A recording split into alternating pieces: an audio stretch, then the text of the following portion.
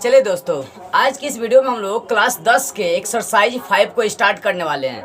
देखिए, एक्सरसाइज 5 का नाम है समानांतर सदी, जिसको एरिथमेटिक प्रोग्रेशन के नाम से हम लोग जानते हैं।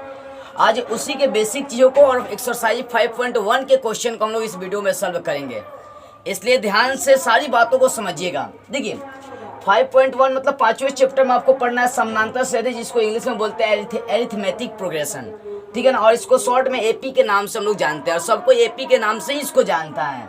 तो समानांतर श्रेणी के होती क्या है, पहले ये समझ लेते हैं, उसके बाद एग्जाम्पल से हम लोग सारी बातें समझेंगे और कवर करेंगे।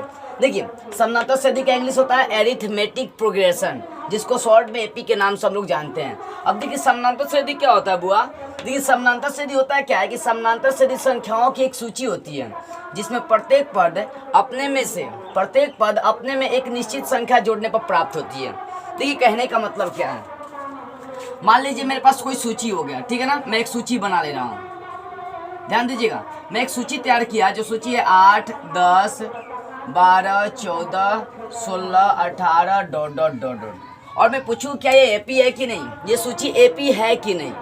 देखो, एपी जो होती है एक संख्याओं की सूची ही होती है। एपी क्या होती है? एक संख्याओं की सूची होती है, और उसी सूची में मतलब जो पद प्राप्त होता है, अपने में से अगला कुछ एक निश्चित संख्या को जोड़ेंगे। मतलब अपने पद में से प्रत्येक पद में क्या करेंगे, प्रत्येक पद जो होता है ना, अपने पद में एक निश्चित संख्या जोड़ने पर प्राप्त होती है। जैसा कि यहाँ समझेंगे, 8 के बाद क्या होगा 10, 10 के बाद क्या होगा 12, 12 के बाद क्या होगा 14, 14 के बाद 16, 18, ऐसे 20। आपको देखने को क्या मिल रहा है कि दो संख्याएं बढ़ती चली जा रही है। यानी यहाँ पर निश्चित संख्या कौन हो जा रही है? 2 हो जा रही है, क्योंकि 2 जोड़ेंगे 8 में 2 जोड़ेंगे 10, 10 में 2 जोड़ेंगे 12, 12 में 2 जोड़ेंगे 14। मतलब यहाँ पर 2 जो है ना एक निश्चित संख्या हो जा रही है। 8 में 2 जोड़ने पर मतलब 8 में 2 जोड़ेंगे तो 10 मिल जाएगी, 10 में 2 जोड़ेंगे तो 12 मिल जाएगी। तो जो प्रत्येक पद मिलेगा वो अपने में निश्चित संख्या जोड़ने पर प्राप्त हो जाती है, ठीक है।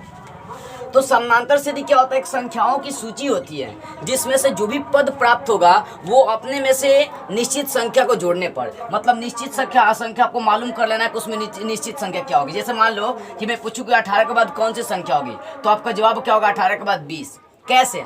तो यहाँ पे एक निश्चित संख्या 2 जोड़ दे रहे हैं। मैं पूछूं कि 20 के बाद क्या होगा, तो आप बोलेंगे 22। अब पूछूंगा कैसे, तो आप बोलेंगे कि निश्चित संख्या 2 जोड़ दे रहे हैं। जैसे कि यहाँ पर ध्यान देंगे, एक और बात समझेंगे। यहाँ पर मान लो कि 3, 8, 13, 18, 23 ऐसा डॉट जा रही है। तो यहाँ देखेंगे, गौर करेंगे इस सूची पर। क्या सूची है? 3, 8, 13 कितना बढ़ रहा है? 3 के बाद 8 हो जा रहा है, मतलब 5 बढ़ रही है। 5 के बाद 13 मतलब 5 बढ़ रहा है। मतलब 3, 8, 13, 18, 23 सब में कितना का डिफरेंस आपको दिखाई दे रहा है? 5 का।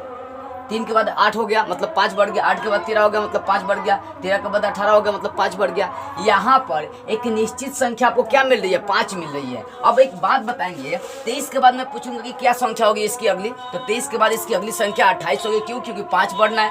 तो आपको एक निश्चित संख्या प्राप्त होती है, जिसको जोड़ने पर आपको एक क्या होता है? सूची तैयार हो जाता है। वही डिफिनेशन है कि समानांतर श्रेणी संख्याओं की एक ऐसी सूची होती है जिसमें प्रत्येक पद अपने में एक निश्चित संख्या जोड़ देंगे। मतलब 8 में एक निश्चित संख्या जोड़ेंगे तो अगला पद, फिर उसमें जोड़ेंगे तो अगला पद।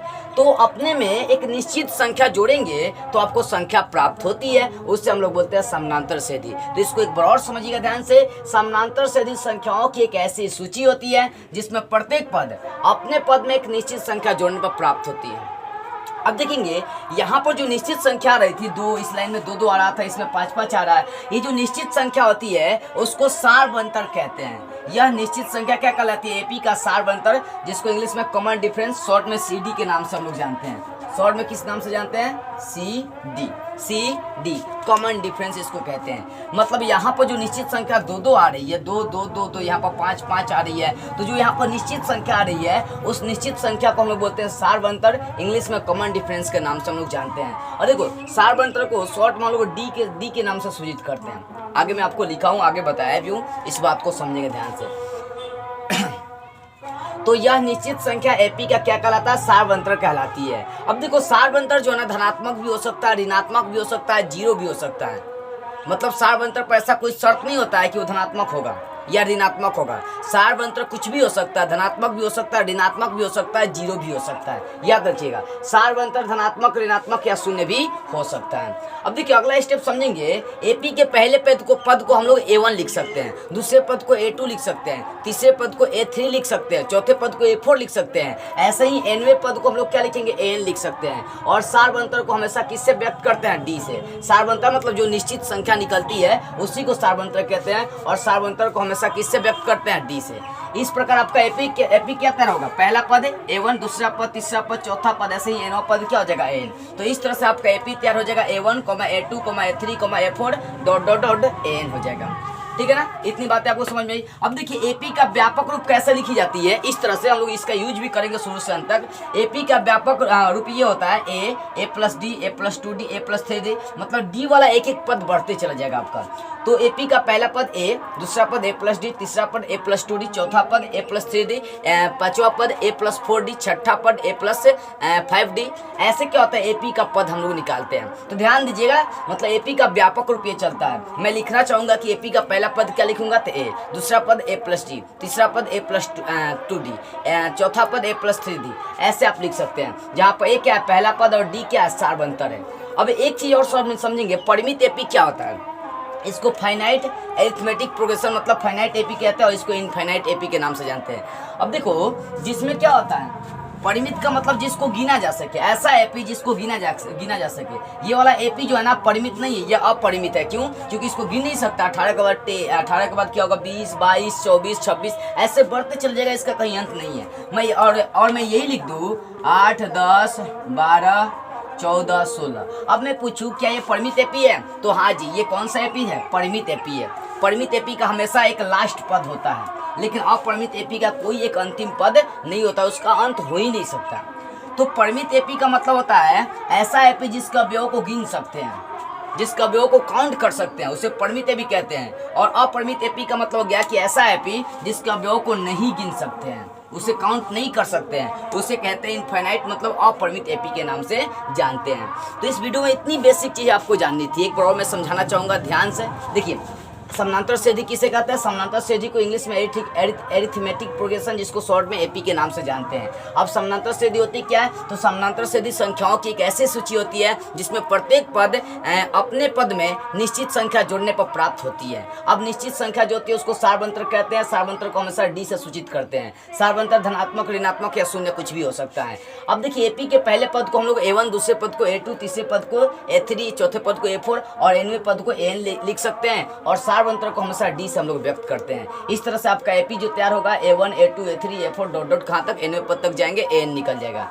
अब देखिए, एपी का व्यापक रूप जनरल टर्म्स हम लोग लेकर चलेंगे, तो ये हमेशा लेकर चलेंगे, ये वाला नहीं लेकर चलेंगे, ठीक है ना। तो एपी का व्यापक रूप A+D, A+2D, A+3D, ऐसे ही A+4D, A+5D ऐसे लेकर चल सकते हैं, जहाँ A पहला पद है और D क्या सार्वंतर है। उसके बाद परिमित एपी किसे कहते हैं, उसके बाद परिमित एपी होता है जिसके मतलब ऐसा एपी जिसका अवयव को गिन सकते हैं, उसे परिमित एपी कहते हैं। और परिमित एपी का हमेशा एक अंतिम पद मतलब लास्ट टर्म होता है, ठीक है। और अपरिमित एपी क्या होता है, जिसका अवयव को नहीं काउंट कर सकते हैं, जैसे ये आपका अपरिमित एपी हो गया और ये आपका परिमित एपी हो गया। तो अब चलते हैं इस एक्सरसाइज के क्वेश्चन की ओर। चलिए अब देखते हैं इसका क्वेश्चन नंबर 1 का 1। देखिए क्वेश्चन नंबर 1 का 1 क्या है। देखिए क्वेश्चन नंबर 1 को 1 का 1 सॉल्व करने से पहले मैं एक चीज और आपको बताना चाहूंगा।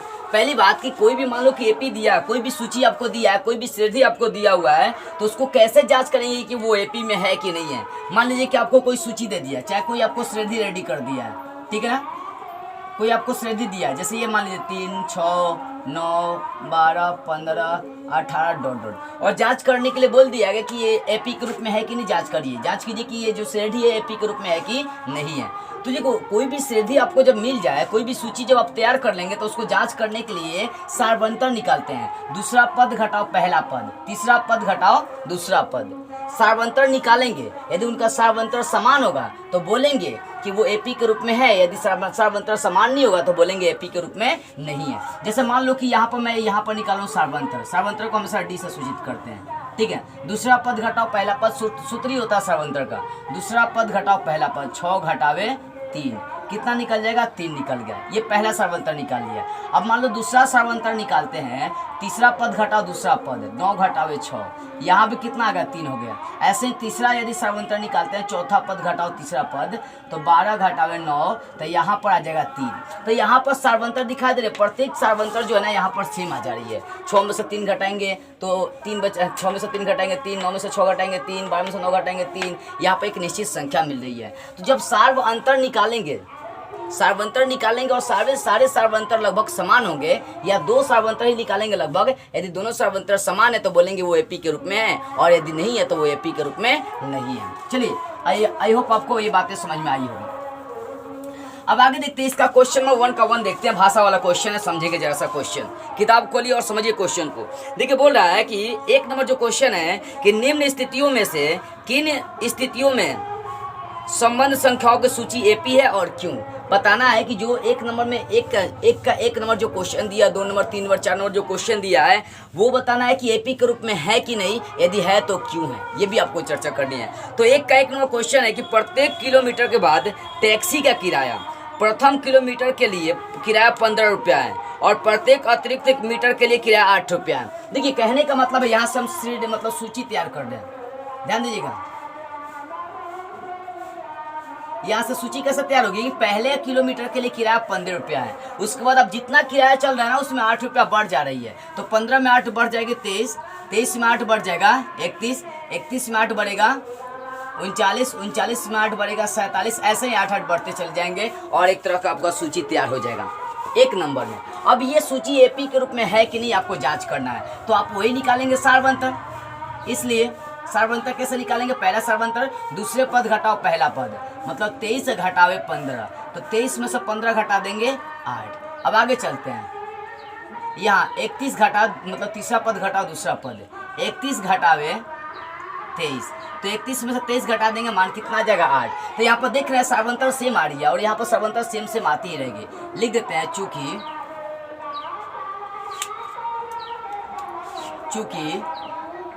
D1 बराबर क्या होगा D2, मतलब पहला सर्वांतर और दूसरा सर्वांतर आपस में क्या होगा, सेम होगा। अतः दिए गए सूची एपी में है। अब क्यों है ये भी बताना है, क्योंकि इनका सार्वअंतर समान है। सार्वअंतर का दूसरा नाम पदांतर भी होता है, याद रखिएगा, क्योंकि इनका सार्वअंतर समान है। तो जब सार्वअंतर समान हो जाएगा तब बोलेंगे वो एपी के रूप में है। तो इस तरह से 1 नंबर क्वेश्चन सॉल्व हो गया। अब देखो बुआ 2 नंबर क्वेश्चन ज़्यादा दिमाग लगाने वाला क्वेश्चन है। देखिए 1 का 2 नंबर क्वेश्चन बोल रहा है कि किसी बेलन में उपस्थित हवा की मात्रा, किताब खोलिए और समझिए क्वेश्चन को। किसी बेलन में उपस्थित हवा की मात्रा जबकि वायु निकालने वाला पंप प्रत्येक बार बेलन की शेष हवा का 1/4 भाग बाहर निकाल देता है। पहले तो आप बेलन में मान लीजिए कि हवा कितना है वो मान लीजिए, ठीक है ना, मान लेते हैं। माना कि बेलन में उपस्थित हवा की मात्रा 1 से अभी कुछ भी मानना है, मान लीजिए। माना कि बेलन में उपस्थित हवा की मात्रा, माना कि बेलन में उपस्थित हवा की मात्रा कितना है, V है। टोटल उसमें जो हवा की मात्रा है वो V लेकर चल दी है। अब आगे क्या बोल रहा है कि जबकि वायु निकालने वाले पंप प्रत्येक बार बेलन की शेष हवा का 1/4 भाग निकाल लेता है। अब यहाँ से जो सूची हम तैयार करेंगे वहाँ पर जरा गौर करेंगे। तो स्टार्टिंग में पूरा बेलन का हवा कितना है आपका V है, ठीक है ना। अब क्या होता है कि दूसरी बार में जो भी हवा है उसका 1/4 भाग निकाल लेना, मतलब V का कितना भाग निकालना है, 1/4 भाग। अब यहाँ पर गौर करते हैं, V माइनस V का गुना कर देंगे तो V/4 हो जाएगा, बटा में 1 छुपा है, 1 4 का लस हो जाएगा 4, तो 1 चौका 4 ये हो जाएगा, 4 भी घटाओ भी हो जाएगा, तो 4 को भी में से 1 को भी घटा देंगे, 3 V/4 हो जाएगा। तो मतलब दूसरी बार जब हवा निकाली जा रही है तो उसमें शेष हवा कितना बच जा रहा है, 3V बटा हो गया 4। ऐसे ही तीसरी बार निकाल लेते हैं। अब इतना हवा बचा तो इतना हवा का 1/4 भाग निकालना है, मतलब 3V/4। अब इसका कितना भाग निकालना है, 3V/4 का निकालना है, 1/4 भाग निकालना है। मतलब आपके पास जो भी शेष हवा हो रही है ना उसका 1/4 भाग निकालते चलना है। तो यहाँ पर 3v/4 शेष हवा मेरे पास बची। तो अब इसका भी कितना भाग निकालेंगे, 1/4 भाग। अब इसका जरा क्रिया करेंगे, 3v/4 घटाओ 3v का 1 से गुना करेंगे, 3v या चर्चों का हो जाएगा 16। अब 4 और 16 का लसा हो जाएगा 16, चर्चों का 16 हो जाएगा, चरती 12v हो जाएगा, घटाओ ये 3v। तो यहाँ पर 12v में सर 3v घटा देंगे तो बचेगा 9v या बटा हो जाएगा ये 16। तो यहाँ पर लिख देंगे 9v या बटा हो जाएगा 16। अब आगे भी ऐसे निकाल सकते हैं, इसी का कितना भाग निकालेंगे, 1/4 भाग निकाल लेंगे। ऐसे ही आप सूची बनाकर आगे बढ़ जाइए। तो यहाँ पर जो सूची बनेगी वो होगा v 3v/4 9v/16 मतलब 16 होगा। पहले मैंने क्या किया, मान लिया कि बेलन में जो उपस्थित हवा की मात्रा वो भी है, तो स्टार्टिंग में भी था। अब उसका कितना भाग निकालना, उसी हवा का 1/4 भाग निकालना। जब 1/4 भाग में निकाल लिया तो इसको क्रिया करने पर 3v/4 आ गया। अब तीसरे स्टेप में क्या किया कि यहाँ पर जो मेरे पास 3v/4 आया, अब इसका मैं 1/4 भाग निकाल लिया। तो जब इसका 1/4 भाग निकाल लिया तो क्रिया करने पर 9v/16 आ गया, 16 आ गया। ऐसे ही आप निकाल सकते हैं, इसका भी 1/4 भाग निकाल सकते हैं, आगे आपका आएगा सूची। अब देखिए यहाँ पर हमें चेक करना है कि ये एपी के रूप में है कि नहीं, तो इस बात पर जरा सा गौर करेंगे। चलिए चेक करते हैं। अब तो पहला सार्वंतर निकाल देते हैं, मतलब जीवन निकालते हैं। दूसरा पद घटाओ पहला पद, यानी 3v/4 घटावे भी, इसके बटा में 1 छुपा है। अब 4 1 का लसा लेंगे 4 1 कम 4 तो 3v हो जाएगा, घटाओ 1 का पढ़ा 4 बार पढ़ेंगे, 1 का पढ़ा 4 बार पढ़ेंगे तभी ना 4 आएगा, 4 का v से गुना कर देंगे 4v हो जाएगा। अब देखिए भिन्न का घटाव नहीं आता है तो जाकर भिन्न का घटाव पहले पढ़ लीजिए, तभी जाकर मैट्रिक का सिलेबस उठाइए। 3v में से 4v घटा देंगे तो -1v या बटा हो जाएगा 4। ये d1 का मान हो गया। अब तो था d2 का भी मान निकाल कर देखते हैं कि वहां पर क्या है। d2 मतलब दूसरा सार्वंतर, तीसरा पद घटाओ पहला पद, 9v/16 घटा हो जाएगा 3v/4। अब देखिए 16 4 का लसा लेंगे 16 कम 16 यहाँ पर हो जाएगा 9v, घटाओ 4 का पारा 4 कितना बार पढ़ेंगे 4 बार, और 4 का 3 से गुना कर देंगे, चरती 12v। अब देखिए 9 को भी में से 12 को भी घटा देंगे तो -3v या बटा हो जाएगा 16। क्या दोनों मान आपको सेम दिखाई दे रहे हैं? नहीं दिखाई दे रहे थे। आप आंख मूंद कर लिख देंगे, चूंकि d1 is not is equal d2, मतलब d1 d2 के समान नहीं है। अब सोचिए आप ही, जब d1 d2 के समान नहीं है तो अतः यह एपी के रूप का नहीं है, एपी के रूप का नहीं है, मतलब यह एपी के रूप में नहीं है। अब क्यों नहीं है ये भी बात लिखना पड़ेगा, क्योंकि इनका सार्व अंतर समान नहीं है, इनका सार्व अंतर समान नहीं है, सार्व अंतर समान नहीं है, इसलिए यह एपी के रूप में नहीं है। तो इस तरह से आपका 2 नंबर भी क्वेश्चन क्लियर हो गया। अब जैसा इसका 3 नंबर क्वेश्चन देखते हैं कि इसका 3 नंबर क्वेश्चन क्या है। बुआ देखिए इसका 3 नंबर क्वेश्चन क्या है। इसका 3 नंबर क्वेश्चन है कि प्रत्येक मीटर की खुदाई के बाद एक कुआं खोदने में आई लागत, जबकि प्रथम मीटर के लिए 150 रुपया लागत हो रही है। पहले के जैसा क्वेश्चन है। यहाँ पर 3 नंबर के लिए जो सूची तैयार कर रहा हूँ वो ध्यान देंगे। यहाँ पर पहले मीटर की जब खुदाई करी जाती है तब उसको कितना रुपया देना पड़ता है, मतलब 150 रुपये लगता है। और उसके बाद जो प्रत्येक मीटर की खुदाई होती है 50 रुपये बढ़ती चली जाती है। मतलब अब जो खुदाई करेंगे उसमें 50 रुपये बढ़ती चल जाएंगे। 150 के बाद 50 बढ़ेंगे 200, 200 के बाद कितना है 250, 250 के बाद 50 बढ़ेंगे 300, ऐसे डॉट डॉट आपका सूची बढ़ते चला जाएगा। अभी बताना है कि जो सूची है एपी के रूप में है कि नहीं है। अब देखिए बुआ, तो यहाँ पर सार्वंतर निकाल देंगे, इसलिए तो दूसरा पद घटाओ पहला पद, मतलब 200 घटाओ कितना हो जाएगा 150, तो कितना निकल जाएगा 50। आप दूसरा भी सार्वंतर निकाल सकते हैं। तीसरा पद घटा दूसरा पद, 250 घटाओ 200 कितना आ जाएगा 50। यहाँ पर सार्वंतर क्या दिखाई दे रही है आपको, सेम दिखाई दे रही है, चूंकि d1 बराबर क्या है d2, अतः यह एपी के रूप में है। मतलब यह किस रूप में, एपी के रूप में। क्यों एपी के रूप में, ये भी लिख दे रहा हूँ, क्योंकि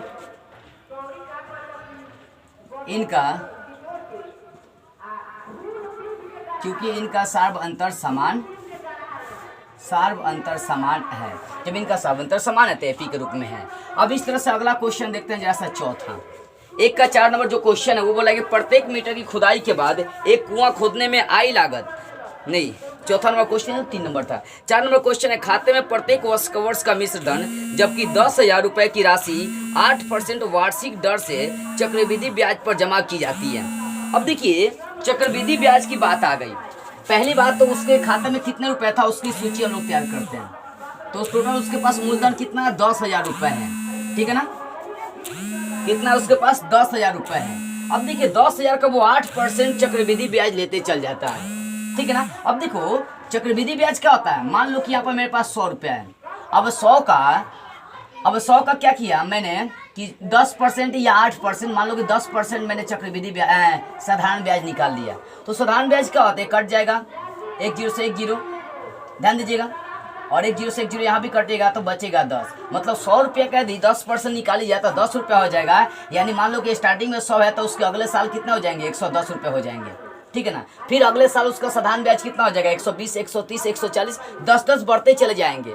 लेकिन ये साधारण ब्याज की बात हो गई कि 10-10 आपका बढ़ते चला जाएगा, वो क्या हो जाएगा, साधारण ब्याज हो जाएगा। लेकिन चक्रवृद्धि ब्याज में क्या होता है कि मान लीजिए आपके पास 100 रुपया है, 100 रुपया का 10% आपका 110 हो गया, तो अगले साल जो होगा ना 110 का आपका परसेंटेज निकलेगा, 10%, 110 का परसेंटेज निकलेगा तो आपका 11 रुपया होगा, तभी 121 हो जाएगा। फिर 121 का अगले बार 10% आपका निकलेगा तो यहाँ पर 12 रुपया 1 पैसा निकलेगा, तो ऐसे बढ़ते चला जाएगा। तो चक्रवृद्धि ब्याज में यही ध्यान देने वाली बातें होती है कि हमारे पास जो मतलब ब्याज आ रहा है, ब्याज से जो जोड़कर टोटल आ रहा है आपका पैसा, उसका हम लोग क्या करते हैं, परसेंटेज निकालते हैं चक्रवृद्धि ब्याज में। और साधारण ब्याज में क्या होता है कि जो आपका स्टार्टिंग में मूलधन है उसी पर ब्याज बढ़ते चला जाता है। लेकिन चक्रवृद्धि ब्याज में ऐसा नहीं होता है, चक्रवृद्धि ब्याज जोड़ने के बाद परसेंटेज निकाली जाती है।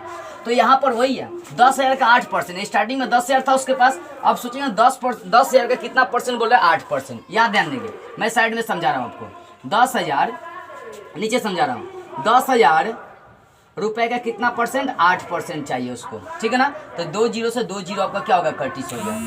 तो कितना हो जा रहा है, 100 का 8 से गुना कर देंगे, ये हो जा रहा है 800। अब सोचिए 10,000 में 800 जोड़ देंगे, मतलब 8% जब उसका ब्याज निकाली जाती है तब ये हो जाएगा 10,800। कितना हो जाएगा, 10,800, 10,800, ठीक है ना। अब 10,800 का फिर चक्रवृद्धि ब्याज हम निकाल देते हैं। 10,800 का देखिए, 10,800 का 8% फिर निकाल देंगे, 2 शून्य से 2 शून्य कट हो जाएगा, 108 का 800 गुना किया 68, 64, 6, 8, 864 निकलेगा। अब 10,800 में 864 जोड़ देते हैं, 10,800 में यहाँ पर जोड़ के देख लेते हैं साइड में, 10,800 में कितना, 864 जोड़ लेते हैं, 4, 6, 8, 8, 16 का 6, 1, 1, कितना आ रहा है, 11,664। एक बार जोड़ते हैं, 4, 6, 8, 8, 16, 1, 1, चूंकि तो उतर गया। ऐसे आगे बढ़ सकते हैं। फिर इसका निकालेंगे 8%, जो आएगा उसको इसमें जोड़ देंगे तो अगला आपको निकल जाएगा। तो चक्रवृद्धि ब्याज में यही ध्यान देने वाली बातें रहती है, ठीक है ना। तो ये 10,000 हो गया, 10,000 का फिर क्या ब्याज निकला, 800 निकला तो उतना हो गया। फिर इसका ब्याज निकला आपको 864, उसको जोड़ दिए तो ये वाली संख्या मिल गई। ऐसे ही चाहेंगे तो इसका भी चक्रवृद्धि ब्याज आप निकाल सकते हैं कितना आ रही है। तो अब इसका चेक कर लेते हैं कि एपी के रूप में है कि नहीं। इसलिए इसका पहला सार्वंतर निकालेंगे D1, दूसरा पद घटाओ पहला पद, तो 10,800 और घटावे 10,000 घटा देंगे, तो 10,800 में 10,000 घटा देंगे तो हो जाएगा 800। फिर इसका दूसरा सार्वंतर निकाल देते हैं, तो तीसरा पद घटाओ पहला पद 11,664 और घटावे 10,800। जब इसको घटाएंगे तो घटाने पाएगा आपको 864 आ जाएगा। क्या दोनों वैल्यू सेम है? नहीं है, क्योंकि D1 is not is equal D2, अतः यह सूची एपी के रूप में नहीं है। क्यों? क्योंकि इनका सार्व अंतर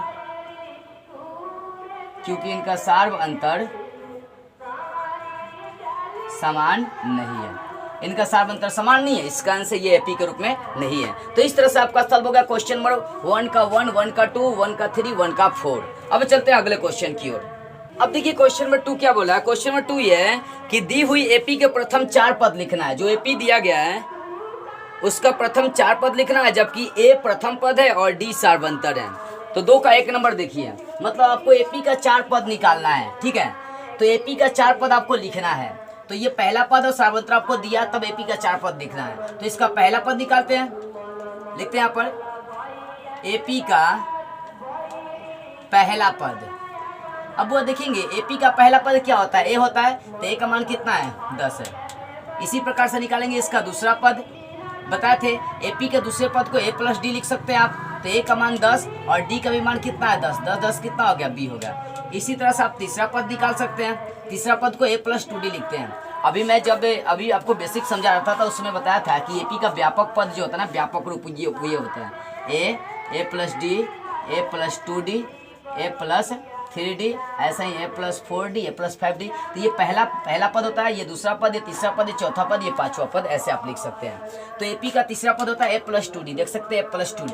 अब a का मान 10 है, अब प्लस 2 गुना d का भी मान 10 है, तो 10 अब प्लस 10 गुना 20 हो जाएगा, तो कितना निकल जाएगा 30। चौथा पद भी निकाल देते हैं, यहाँ लिखिए चौथा पद, दूसरा पद, ठीक है ना। चौथा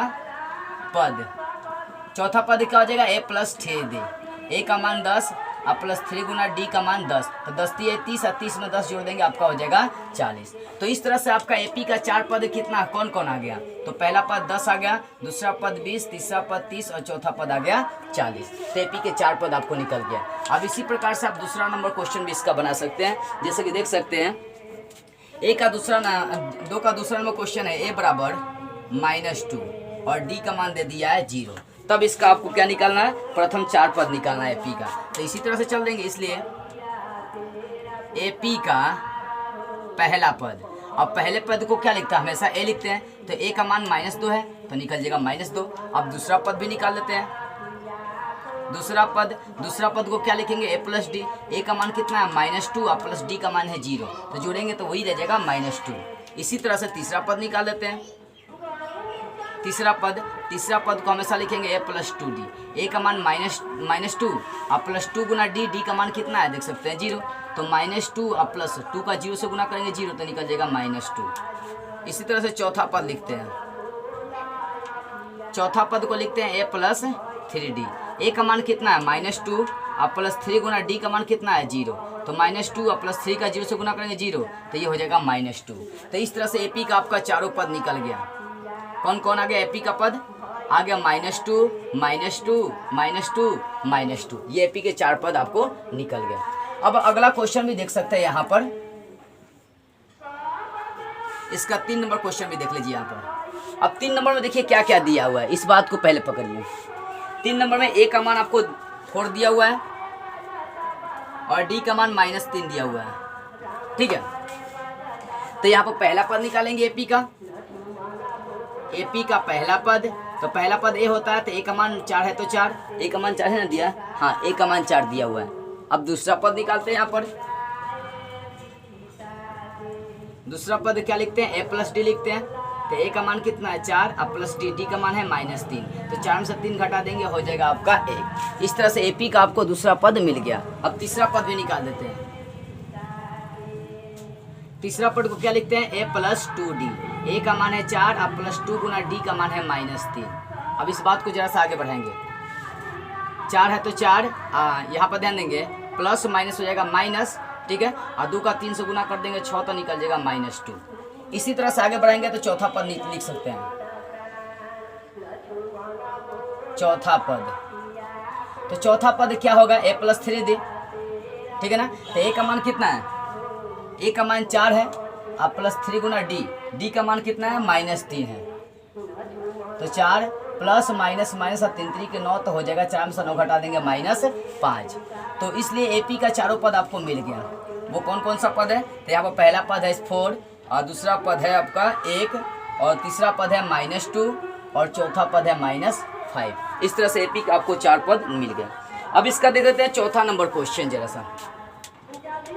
देखिए 2 का चौथा नंबर क्वेश्चन है, a का मान आपको दे दिया है -1 और d का भी मान दे दिया आपको 1/2। तो यहाँ पर भी आपको 4 पद निकाल देने हैं। चलिए निकालते हैं। पहला पद निकालते हैं AP का। पहला पद a होता है, a का मान -1 है तो -1। इसी तरह से इसका दूसरा पद निकालते हैं। दूसरा पद क्या होता है, a प्लस d, तो a का मान -1 और प्लस d का मान 1/2। अब 2 को इधर लाएंगे तो -2 और प्लस 1 मतलब भिन्न का जोड़ बना लेते हैं। अब 1 में से 2 घटाएंगे तो -1 बटा हो जाएगा 2। अब तीसरा पद निकाल देते हैं। तीसरा पद को हमेशा a प्लस 2d लिखते हैं। a का मान -1 प्लस 2 गुना d का मान हो जाएगा 1/2। ये 2 कटिस हो गया तो हो गया -1, यहाँ बचेगा +1, तो 1 में से 1 घटा देंगे 0। तीसरा पद आपको निकल गया 0। अब इस तरह से चौथा पद भी निकाल देते हैं। चौथा पद को क्या लिखते हैं, a प्लस 3d, तो a का मान कितना है -1, अब प्लस 3 गुना d का मान है 1/2। यहाँ पर -1 और प्लस 3 से गुना करेंगे 3/2 हो जाएगा। अब यहाँ पर भिन्न का जोड़ बना देते हैं जरा सा। देखिए 2 को इधर लाएंगे तो -2 और प्लस हो जाएगा 3 और बटा हो जाएगा 2, भिन्न का जोड़ ले लिए, ठीक है ना। अब 3 में से 2 घटाएंगे तो 1/2 आ गया। तो इस तरह से पहला, दूसरा, तीसरा पद आपको निकल गया। तो लिख देते हैं इसलिए AP क्या क्या बन गया, -1, फिर -1/2, फिर 3/, फिर 0 बन गया तीसरा पद आपका, और चौथा पद 1/2 बन गया। इस तरह से आपका 4 पद AP का निकल गया। अब पांचवा क्वेश्चन भी जरा सा इसका देख लेते हैं। इसका पांचवा क्वेश्चन दिया है A का मान, यहाँ पर गौर करने वाली बात आएगी। A का मान